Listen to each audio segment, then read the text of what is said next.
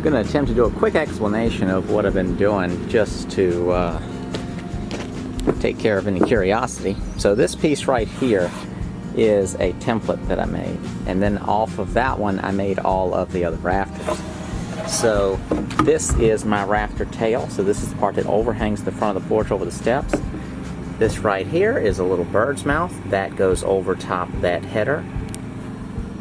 This piece here, the beam that goes across the columns. And then the back, that slope right there is a plumb cut that will go on the ledger. And then on the front, the rafter tail is just cut with a plumb cut as well, meaning it's just a vertical cut, plumb with the ground. So that's that. I will toenail a screw in through here to get it pinned in place, and then I will attach it to the ledger, and then I'll come down here afterwards, get it all squared up and attached to this beam here with screws as well. I'm going to do a combination probably of screws and nails or all screws for this.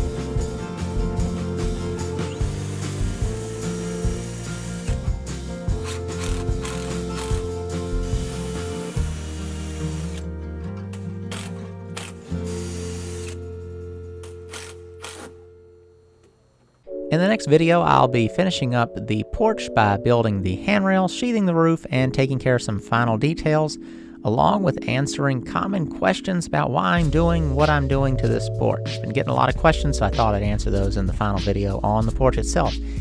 I'll then be doing a little small porch into the rear of the kitchen that should be taken care of in one video, and then moving on into the inside of the house, which so many people have been looking forward to. And you're not alone. I've been wanting to get into the inside of this house and get it all finished up myself. So thank you all for watching, and be sure to click the links in the description to my website, my other YouTube channel, and my ebook, Cheap Houses: How I Find and Buy Inexpensive Real Estate. That book is stories about how I bought each one of my houses cash and how you can go do the same thing yourself and make some money. See you next time.